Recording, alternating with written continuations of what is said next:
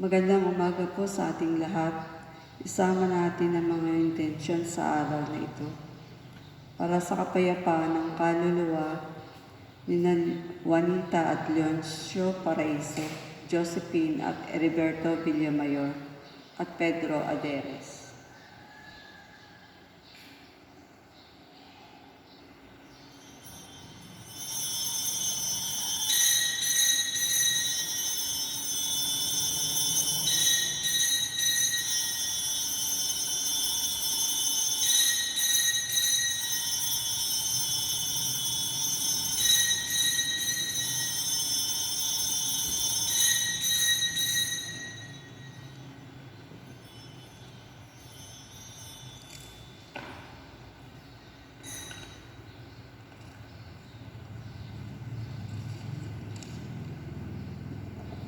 Diyos ko, huwag pabayaan ako ay mapasakamay ng mga saksing bulaan at mga kumakalabang may banta sa aking buhay.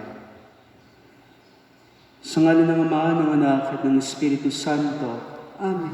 ang pagpapala ng ating Panginoong Hesukristo, ang pag-ibig ng Diyos Ama at ang pakikipagkaisa ng Espiritu Santo naway sumainyong lahat. At sumayo rin. Mga kapatid, aminin natin ang ating mga kasalanan upang tayo maging marapat gumanap sa banal na pagdiriwang.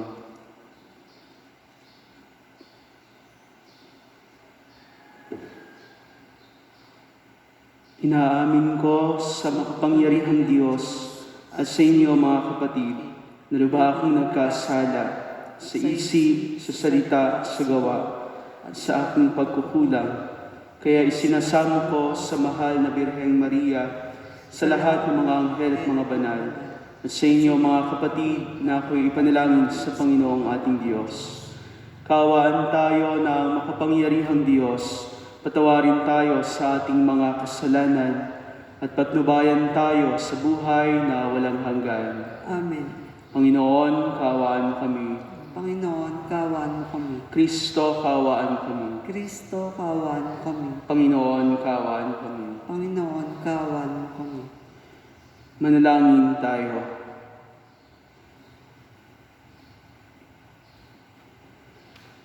Ama naming makapangyarihan, ipagkaloob mong aming magampanan ang pagsasalukuyan ng pagpapakasakit ng aming poong mahal upang kami pagindapating magkamit ng ibinungan nitong kapatawaran sa pamamagitan ni Jesucristo kasama ng Espiritu Santo magpasawalang hanggan. Amen. Pagbasa mula sa aklat ni Propeta Isaías. Makinig kayo mga taong naninirahan sa malalayong lugar. Pinili na ako ng Panginoon bago pa isilang. At hinirang niya ako para siya ipaglingkuran. Mga salita ko'y ginawa niyang sintalas ng tabak. Siya ang aking laging nag-iingat. Ginawa niya akong parang matulis na palaso na anumang oras ay handang itudla. Sinabi niya sa akin, Israel, ikaw ay lingkod ko. Sa pamamagitan mo, ako'y dadakilain ng mga tao. Ngunit ang tugon ko, ako ay nabigo sa aking pagsisikap, hindi nagtatagumpay. Gayong ibinuhos ko ang aking lakas. Gayon may tinitiwala ko sa Panginoon ang aking kalagayan, na ako'y gagantimpalaan sa aking nakayanan. Bago pa ako pinanganak ay hinirang na ng Panginoon. Pinili niya ako para maging lingkod niya, upang tipunin ang nangalat ng mga Israelita at sila'y ibalik sa bayang Israel. Binigyan ako ng Panginoon ng karangalan, sa Kanya nagbubuhat ang aking karangalan. Sinabi ng Panginoon sa akin, Israel na aking lingkod, may mas mahalaga pa akong ipapagawa sa iyo. Bukod sa pagpapanumbalik sa mga Israelitang nalabit, ay gagawin kitang tanglaw ng mga bansa upang lahat sa daigdig ay maligtas.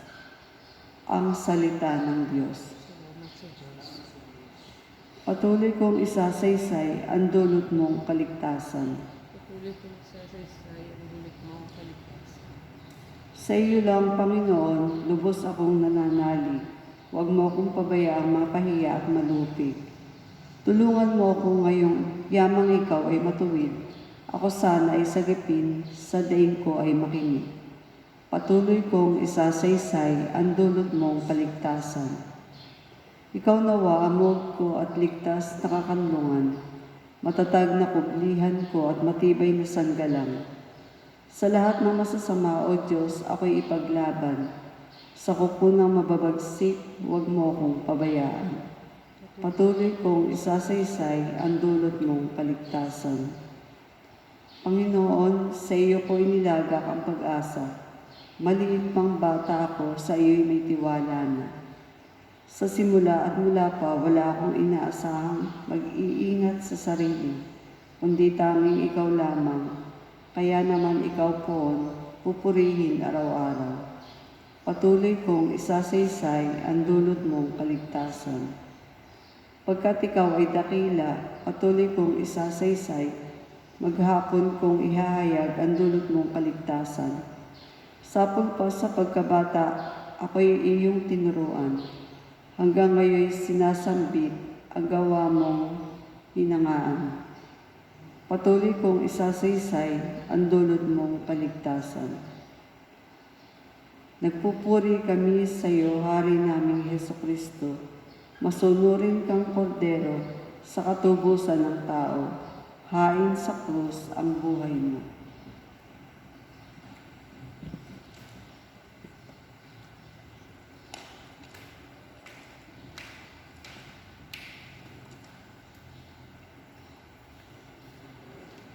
Sumainyo ang Panginoon. Ang mabuting balita ng Panginoon ayon kay San Juan. Papuri sa iyo, Panginoon. Noong panahong iyon, habang nakahilig kasama ng kanyang mga alagad, nagugulumihan ang sinabi ni Jesus, "Tandaan ninyo, ako'y pagkakanulo ng isa sa inyo." Nagkatinginan ng mga alagad, hindi nila alam kung sino ang kaniyang tinutukoy. Ang alagad na minamahal ni Jesus ay nakahilig sa nakalapit niya.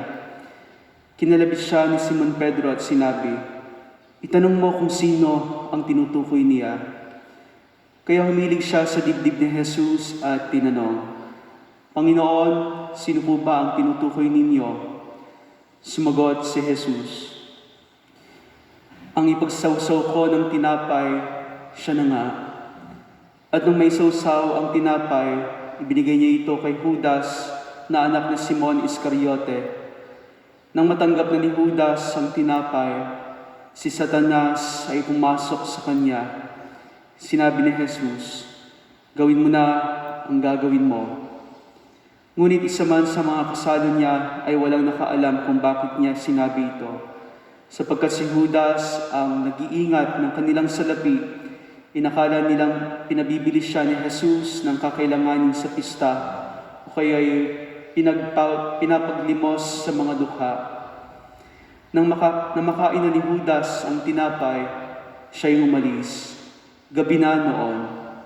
Pagkaalis ni Judas ay sinabi ni Jesus, "Ngayoy mahahayag na ang karangalan ng anak ng tao, at mahayag din ang karangalan ng Diyos sa pamagitan niya. At kung mahayag na ang karangalan ng Diyos, ang Diyos naman ang maghahayag ng karangalan ng anak at gagawin niya ito agad. Mga anak, kaunting panahon na lamang ninyo akong makakasama. Hahanapin ninyo ako, ngunit sinasabi ko sa inyo, ngayon ang sinabi ko sa mga Hudyo, hindi kayo makapupunta sa paroroonan ko." "Saan po kayo pupunta, Panginoon?" tanong ni Simon Pedro. Sumagot si Jesus, "Sa paroroonan ko'y hindi ka makasusunod ngayon, ngunit susunod ka pagkatapos." "Bakit po hindi ako makasusunod sa inyo ngayon?" tanong ni Pedro. "Buhay ko may inialay ko dahil sa inyo." Sumagot si Jesus, "Iaalay mo ang iyong buhay dahil sa akin. Tandaan mo, bago tumilaok ang manok, makatatlo mo akong itatatwa." Ang mabuting balita ng Panginoon. Pinupuri ka namin, Panginoong Heso Kristo.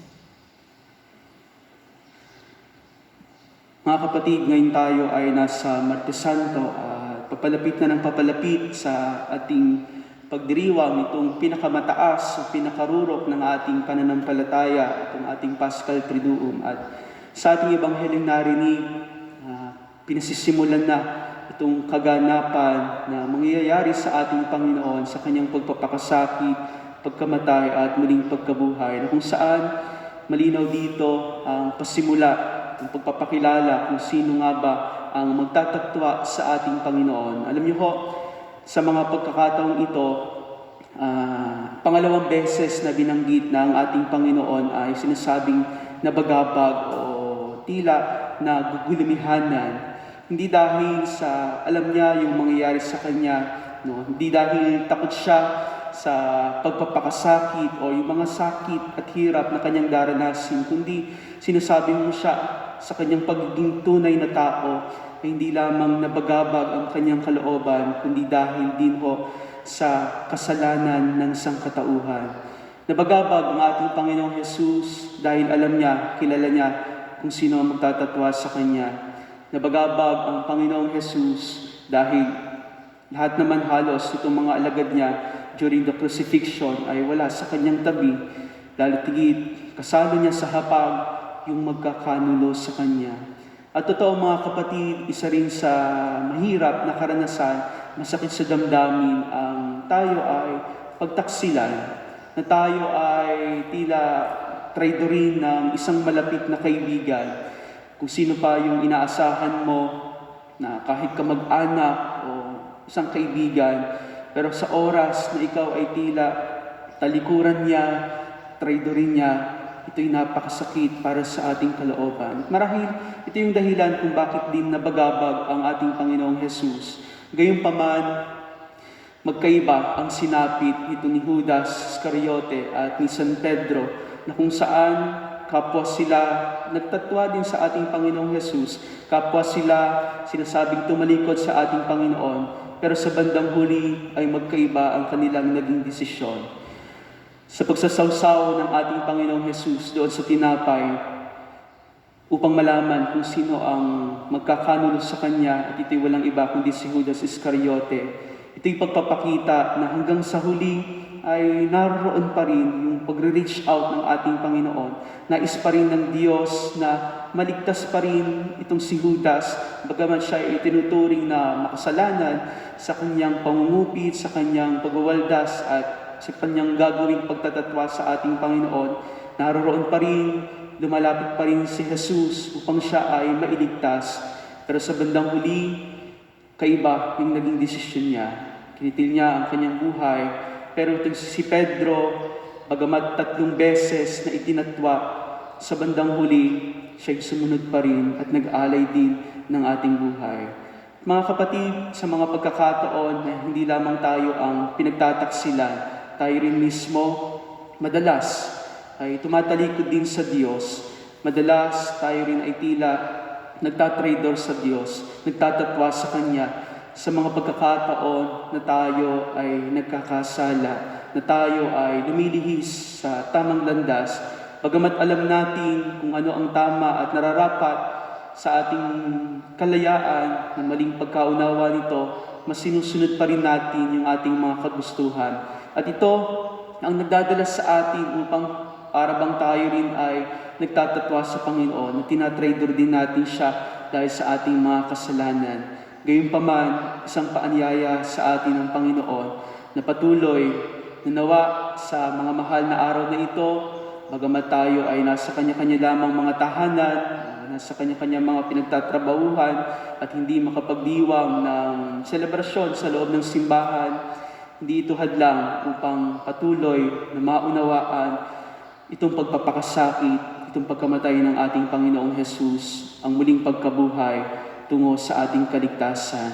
Sa mga pagkakataon na tayo ay tumatalikod, nagtatatwa sa Diyos, tinatraidor siya, dulot ng ating mga kasalanan, hilingin din natin sa Diyos ang isang puso na handa at nagsusumikap na magbago, nagsusumikap mayroong kababaang loob upang aminin yung ating mga kasalanan. Kung paano si Simon Pedro ay nakapag-alay ng kanyang buhay, nagpapako din sa krus, nakabaliktad nga lamang sapagkat alam niya na siya ay hindi karapat-dapat na mamatay katulad ng sa ating Panginoong Jesus. Ito rin yung hinihintay sa atin. Hindi na bagabag ang kalooban ni Jesus dahil sa sakit na kanyang sasapitin. Nabagabag ang kalooban ni Jesus, siya'y nagulumihanan sapagkat naroroon pa rin yung kanyang pagkahabag sa kasalanan ng sangkatauhan. Nawa tayo sa pagdiriwang itong mga mahal na araw, patuloy na hangarin ang kababaang loob, ang grasya ng pagsisisi at pag-amin sa kasalanan upang tayo rin sa bandang huli ay maging karapat-dapat na makasunod sa paroroonan ng ating Panginoon. Amen.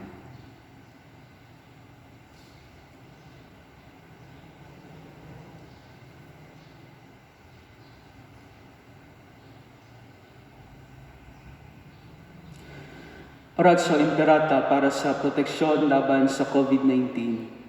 Mahabagina at mapagmahal na Ama, nagsusumamo kami sa iyo upang hilingin ang iyong patnubay laban sa COVID-19 na nagpapahirap sa marami at kumitil na ng maraming buhay.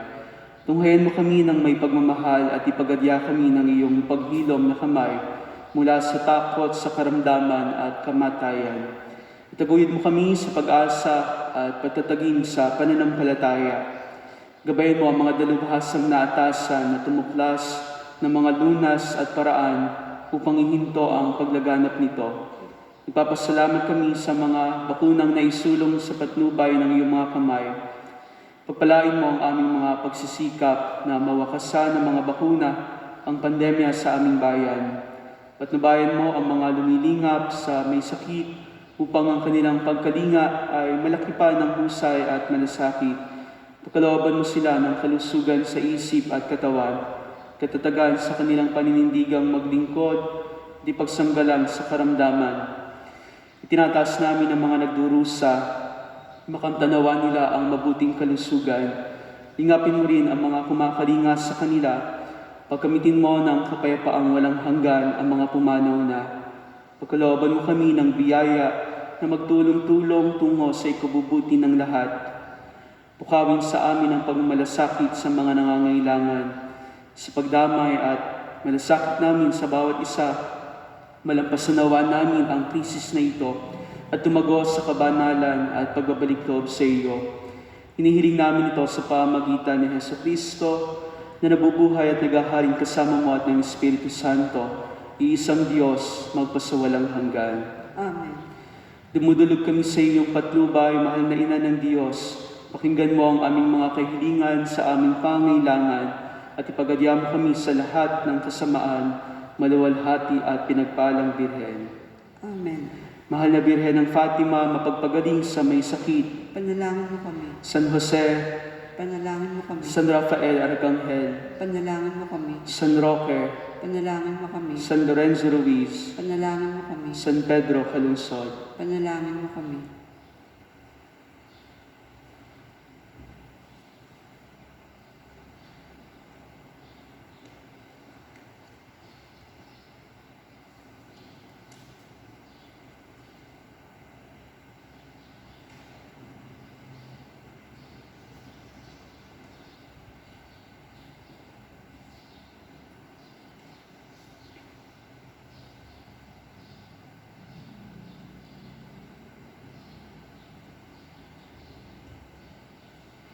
Kapuri-puri ka, Diyos, sa mga lumikha sa sanlibutan, sa iyong kagandahang loob, narito ang aming may aalay. Mula sa lupa at bunga ng aming paggawa, ang tinapay na ito para maging pagkaing nagbibigay buhay. Kapuri-puri ang po may kapal ngayon at kailanman.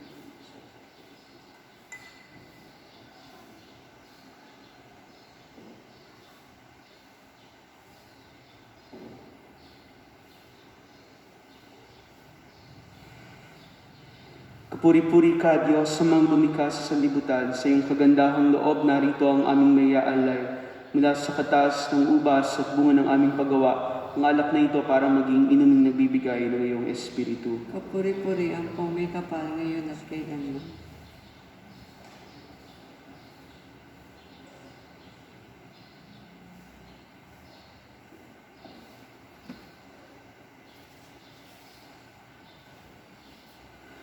Manalangin kayo mga kapatid upang ang paghahain natin ay kalugdan ng Diyos sa mga makapangyarihan. Tanggapin nawa ng Panginoon itong paghahain sa iyong mga kamay, sa kapurihan at karangalan, sa ating kapakinabangan at sa buong sambayanan ng banal. Ama naming lumikha, tunghayan mo ang mga alay na iyong angkan na ginawa mong magkasalo-salo sa paghahaing banal. Ipagkaloob mong ang kaganapan nito ay aming makamtan sa pamagitan ng Jesucristo, kasama ng Espiritu Santo magpasawalang hanggan. Amen. Sumainyo ang Panginoon. At sumayo rin. Taas sa Diyos ang inyong puso at diwa. Itinaas na namin sa Panginoon. Pasalamatan natin ang Panginoong ating Diyos. Marapat na siya ay pasalamatan. Ama naming makapangyarihan, tunay nga marapat na ikaw ay aming pasalamatan. Nababanagan na namin ang pagdiriwang sa kanyang pagpapakasakit at pagkabuhay. Malulupig na ang dating pagsuway sa pag-ako ng kaniyang kusang loob ng katapatan at magaganap na ang pag-alala sa aming pag-anib sa iyong tinubos na angkan. Kaya kaysa ng mga anghel na nagsisiawit ng papuri sa iyo na walang humpay sa kalangitan, kami nagbubunyi sa iyong kadakilaan. Santo, Santo, Santo, Panginoon Diyos ng mga hukbo, napupuno ang langit at lupa ng kadakilaan mo, o sana sa kaitaasan. Pinagpala na paririto sa ngalan ng Panginoon, o sana sa kaitaasan. Ama naming banal, ikaw ang bukal ng kanang kabanalan. Kaya't sa pamagitan ng iyong Espiritu, gawin mong banal ang mga kaloob na ito upang para sa amin maging katawan at dugo ng aming Panginoong Jesucristo. Bago niya pinagtiis ang kusang loob na maging handog, hinawakan niya ang tinapay, pinasalamatan kaniya, pinaghati-hati niya iyon, iniabot sa kanyang mga alagad at sinabi, "Tanggapin ninyong lahat ito at kanin. Ito ang aking katawan na ihahandog para sa inyo."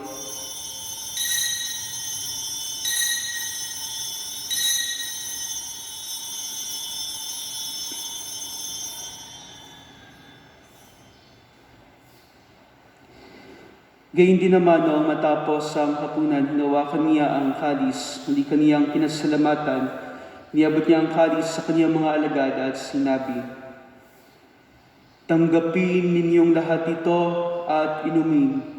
Ito ang kalis ng aking dugo, ng bago at walang hanggang tipan. Ang aking dugo na ibubuhos para sa inyo at para sa lahat sa ikapagpapatawad ng mga kasalanan. Gawin ninyo ito sa pag-alala sa akin."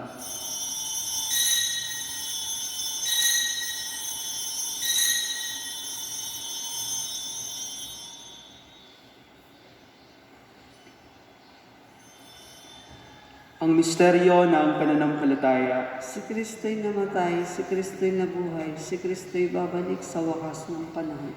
Ang mga ginagawa namin ngayon ang pag-alala sa pagkamatay at muling pagkabuhay ng iyong anak, kaya iniaalay namin sa iyo ang tinapay na nagbibigay buhay at ang kalis na nagkakaloob ng kaligtasan.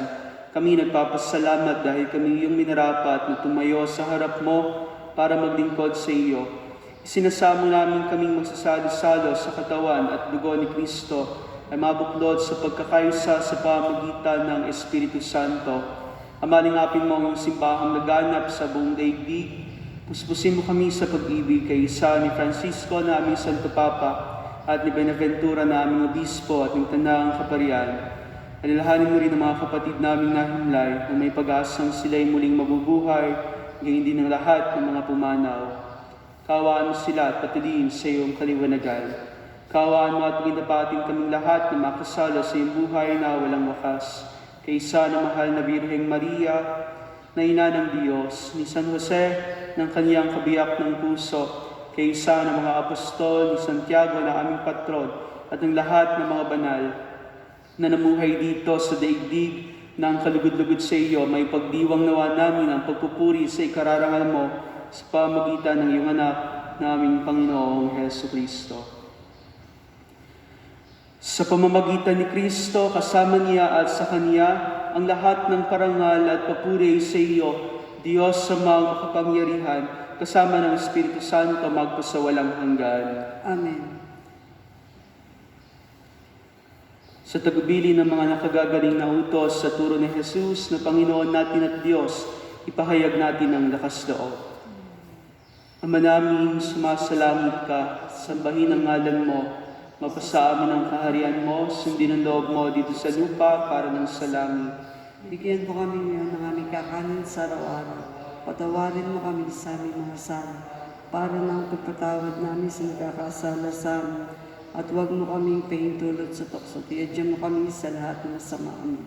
Hinihiling namin kami iadya sa lahat ng masama, pagkalooban ng kapayapaan araw-araw, iligtas sa kasalanan, at ilayo sa lahat ng kapahamakan, samantalang aming pinananabikan ng dakilang araw ng pagpapahayag ng tagapagligtas namin si Heso Kristo. Sapagkat sa iyo ang kaharian, nakapangyarihan at ang kapurihan, magpakailanman. Amen. Panginoong Heso Kristo, sinabi mo sa iyong mga apostol, kapayapaan ang iniiwan ko sa inyo, ang aking kapayapaan ang ibinibigay ko sa inyo. Tunghayan mo ang aming pananampalataya at huwag ang aming pagkakasala. Pagkalooban mo kami ng kapayapaan at pagkakaisa ayon sa iyong kalooban, kasama ng Espiritu Santo magpasawalang hanggan. Amen. Ang kapayapaan ng Panginoon ay laging sumainyo. At sumayo rin. Magbigayan kayo ng kapayapaan sa isa't isa. Kordero ng Diyos na nag-aalis ng mga kasalanan ng sanlibutan, mahawa ka sa amin. Kordero ng Diyos na nag-aalis ng mga kasalanan ng sanlibutan, mahawa ka sa amin. Kordero ng Diyos na nag-aalis ng mga kasalanan ng sanlibutan, ipagkaloob mo sa amin ang kapayapaan.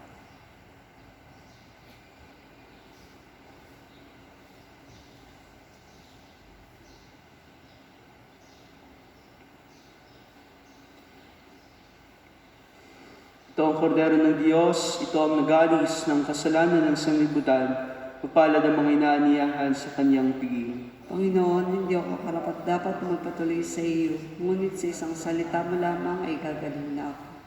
Ang katawan ni Kristo. Amen.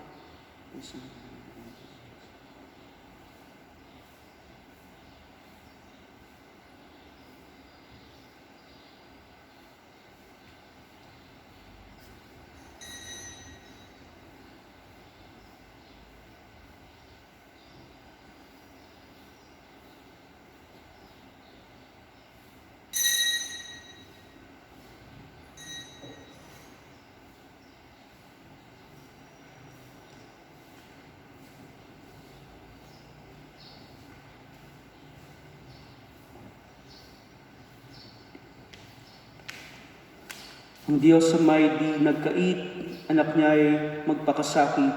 Kasama dito't kalakip, tanang handog ng pag-ibig ng Diyos na nagmamalasakit.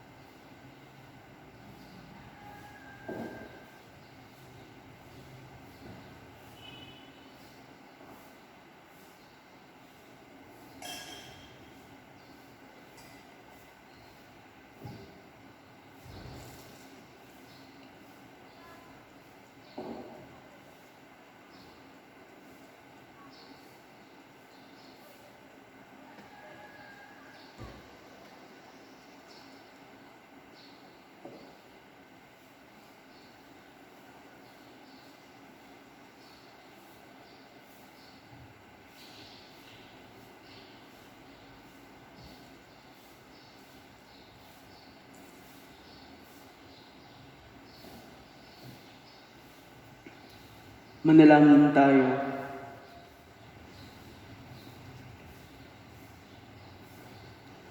Ama naming mapagmahal, kaming mga tumanggap sa banal na pakikinabang ay dumudulog sa iyo at nakikiusap pagbigyan sa kahilingan naming ang piging mong bigay ay maging pagsasalo-nawa namin sa iyong walang maliw na buhay sa pamagitan ng Heso Kristo kasama ng Espiritu Santo magpasawalang hanggan. Amen. Ating dasalin ang spiritual communion para sa mga taong nakikibahagi sa misang ito sa kanilang mga tahanan at mga nasa labas ng simbahan. Aking Jesus, ako Ako ay naniniwala na ikaw ay nasa kabanal-banalang sakramento. Iniibig kita ng higit sa lahat at hinahangad kong tanggapin ka sa aking kaluluwa, sapagkat sa sandaling ito, hindi kita matanggap sa sakramento. Tumuloy ka sa espiritu ng aking puso. Niyayakap kita na para bang naririto ka at iniaalay ko ng buo ang aking sarili sa iyo. Huwag mong hayaan na mawalay ako sa iyo. Amen. Sumainyo ang Panginoon At sumayo rin. at huwag pagpalain kayong lahat at ang inyong buong pamilya ng makapangyarihan at mapagmahal na Diyos Ama, Anak at Espiritu Santo. Amen. Ang misa'y naialay na, patuloy nating taglayin ang pag-ibig ni Kristo. Salamat sa Diyos.